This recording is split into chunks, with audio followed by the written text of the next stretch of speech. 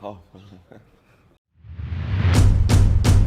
What's going on, people, and welcome to DR Sports, and welcome to Good Morning Qatar.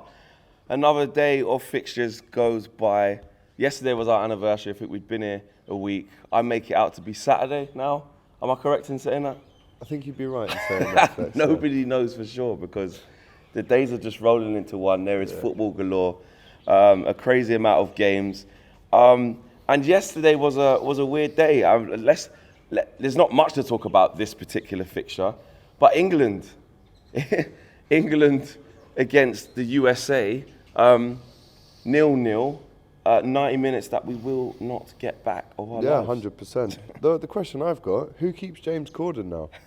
Because if England won, USA would have to keep him. If they won, we'd have to keep him. So I think he just stays put now. Maybe whoever doesn't get out the groups, maybe there might be a shock. Maybe one of England or Wales don't make it through. Imagine that.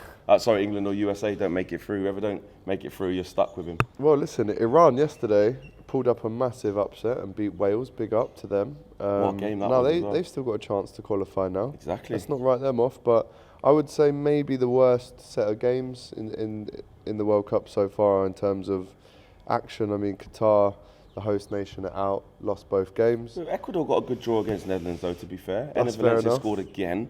Great goal from Cody Hakpo as well. Yeah, great finish from him. But Enner Valencia has now scored Ecuador's last 6 World Cup goals. So if he gets injured, you pray for them. But not the best, not the worst. But England were just lackluster, no energy, no legs, no creativity, no pace, no urgency, and they got booed off at the end. Is it an overreaction? Not overreaction, but no, that's my question. Because we do that. Remember in the Euros on the way to the final, we had that 0-0 against Scotland.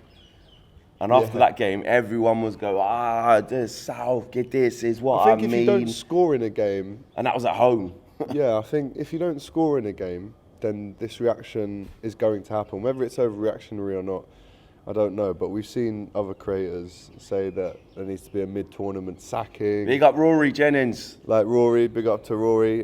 Mid-tournament sacking. Is that over the top? I think that is a little bit over the top, if I'm honest. I don't think we've ever seen a mid-tournament sacking. No, we have. He listed 3.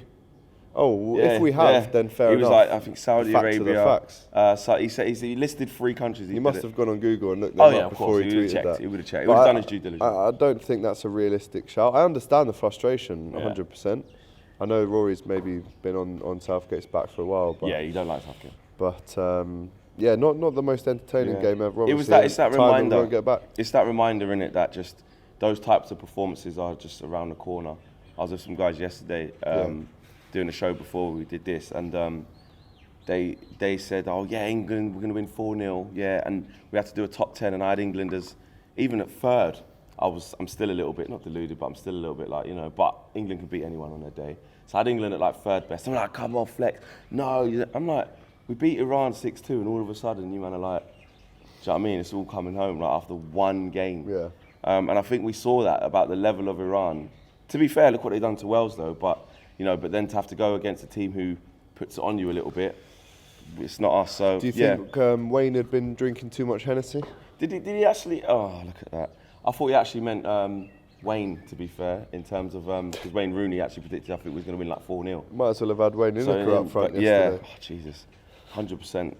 But Wayne Hennessy, I don't know what he was thinking as well. By the way, unbelievable. But let's get on to today's game. Hopefully, it's a more entertaining day. Yeah. Poland against Saudi Arabia. My guys. Yeah, man. The Saudis. I think I'm going to that game. I've got the energy to. Yeah, I probably will go to that game. I've been adopted by the Saudis, so I'm full upset FC. Would that even be an upset FC? I think it would. Yeah, of course it would. 100%. I think Saudi Arabia going for it. Well, actually, Saudi Arabia will... they'll go through if they win. They'll go that. through. Is that a massive, massive spider, bro, over there? Where? Keep What it is rolling, that? guys. That thing walking across their house. What is that? No, that's just like a little... I don't do... It's a cockroach, stuff. man. It's Right. a cockroach, I can't man. get that away from me. So make sure that stays over there, Nah, bro. that's cool, man. Don't worry about Seriously, I'm not into that. insects. That's and that. harmless. All right, cool. Sorry, has to make you have to change the whole shot on that, but that's a big thing for me. Things like that, bro. I've got creepy crawlies. Even already. these flies, that's the maximum for me. Yeah. But this is Poland's first meeting with Saudi Arabia since March 2006 in a friendly, with Poland winning 2-1 thanks to a brace from Lucas Sosin. And Saudi Arabia scored with both of their shots on target against Argentina on match day 1. They've netted at least twice in consecutive games for the first time ever in the World Cup, but have never scored 3 goals in a single game in a competition. Another upset on the cards? Do you know what? Looking at that table, Poland are desperate here. They drew the first game, no? Yeah, 0-0. so Yeah. they missed a penalty, obviously, Yeah. Lewandowski. So if Saudi win, then they deserve it. And they're through. But Argentina are currently bottom of that group, bro. And I'm going tonight to Mexico-Argentina, which, to be honest, Flex, I wish it wasn't the late game. I need not a late game tomorrow, because this is like 3 But I in a think row. that game will give you what It'll needs give to me give energy. you, because something, either they're going home or they turn up and they win the game and you've got something to Yeah, shout no, about. exactly. And I think Mexico need the win just as much as Argentina. So I think it's safe to say, because of that Saudi win, it's safe to say that there's a massive team going out tonight. And for Saudi, if you're them as a nation, and especially that group of players, you think we just beat Argentina. Yes, of course, it's hard to maintain that level. You know, they played out of their skins, and it's a big ask for them to ask to go again. But if you could do it against Argentina, do it one more time. Keep that level of belief that high for one more time, and get a result, even a draw. If they can get a draw out of that game again, they go into the last game in a really, really comfortable position. Exactly. But Poland, Mexico and Argentina, none of them could have expected the table to look like this after the first game. Exactly. Now, if you're Messi, it's your last chance at a World Cup. Pressure, man. All the pressure really rests on his shoulders. Yeah. Give me a prediction for that Saudi-Poland game. Do you know what? I'm going to go for a cheeky Desmond. Okay, all right. That's 2-2, by the way. Desmond 2-2. Cool. Argentina versus Mexico, obviously, next game. It's at the Lusail. We'll go with Argentina have lost 4 of their last 6 World Cup matches, as many as they had in their previous 25 in the competition. They've lost their last 2 games at a tournament, only losing 3 in a row once before, between 1930 and 1958. And Mexico have failed to score in their last 3 World Cup matches. They have never drawn a blank in 4 straight games at a tournament, with this as their 59th fixture at the finals. It's mad how quickly stats can Do you know go what the I mean? other way. It's We that were talking 36 about match, there you go. yeah, We were talking unbeaten. about Argentina with a 36 match unbeaten run. Now we're talking about, can they lose 3 in a row for the first time since 1950 or whatever. So the pressure is on Argentina tonight, and if they don't win tonight, then the third game is pretty much a dead rubber. Yeah, You know? exactly. Just quickly, because it's Messi, Lionel Messi has scored in each of his last 5 appearances for Argentina in all competitions. Only once has he scored in 6 in a row. Right. So he needs to do something else he's never done, or he's only done once, to be fair. Doing so between November 11 and September 12. His next goal will be his 8th at a World Cup, level with Diego Maradona and Guillermo Stabile, behind only Gabriel Batistuta for Argentina in the competition, obviously amongst Argentinian royalty there. Yeah. Prediction? 100%. Oh, mate, this is going to be one of those games where, because both teams need to win so much, there's going to be tackles flying in, yellow cards, red cards.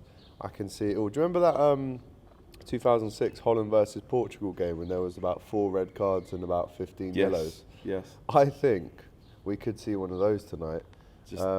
I'm expecting fireworks, but I'm going to go for a slim Argentina win. Okay. But the Mexico fans, if you're watching, they have been the best so far from what I've seen in terms of, I think there's 80,000 of them that have come out. So the noise, the vibes. Do you know what? I won't even say who told me this, so I don't want to get them in trouble, but I heard some Mexico fans were bringing in pineapples laced with tequila. Bloody hell. And that's their way of getting alcohol in. But I don't know if it's true or not. Imagine. I can neither confirm. I can or deny. imagine. Tunisia versus Australia. Australia have lost 6 of their last 7 World Cup matches, drawing 1 and conceding 18 in this spell. Terrible run. They could lose both of their first 2 games of a World Cup campaign for a 3rd time, having also done in 74 and 2014. No Tunisia player has created more chances or had more shots or completed more dribbles in their opening game against Denmark than Yusuf Masanki. Yeah, we were at the France-Australia game, and obviously they took the lead against the World Cup holders. So if they can do that and maybe keep hold of it, then against the Tunisia side, with all due respect, I think Australia still do have the quality to beat them. Yeah. Aaron Moy in the middle of midfield. They've got a couple of other Premier League players as well. So I'm looking for an Australia win here, and they need it because the goal difference is down. They lost 4-1. They need it bad, yeah. So yeah, I mean, Robbie got that Australia scarf yesterday, didn't he? So You could bring us some luck. yeah, Bring us some luck. Socceroos, mate. And the team that obviously everybody always wants to talk about, France. France versus Denmark. Obviously, like you said, got the job done in emphatic style after being 1-0 down against the Socceroos. For France, this is France have scored 4 goals in both of their last 2 World Cup games. 2018 final against Croatia, and this year against Australia. Not a bad way to score 4 in your last game if it's to win the whole tournament.